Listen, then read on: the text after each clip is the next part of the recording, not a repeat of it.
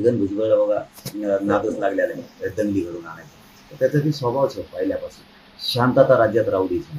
मुख्यमंत्र्यांनी आणि गृहमंत्री साहेबांनी त्याच्यावरती खूप लक्ष ठेवलं पाहिजे.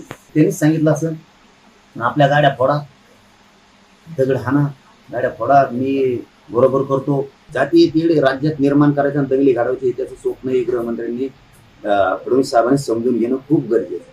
जरांगेंना छगनरावजी भुजबळ नावाचा किंवा छगनरावजी भुजबळ यांच्या नावाची कावीळ झाली. त्यामुळे त्यांना कुठलंही चित्र फक्त छगनराव भुजबळांचं दिसतं. त्यामुळं त्यांनी इथून पुढच्या कालावधीमध्ये एका चांगल्या डॉक्टरकडे जाऊन इलाज घेतला पाहिजे.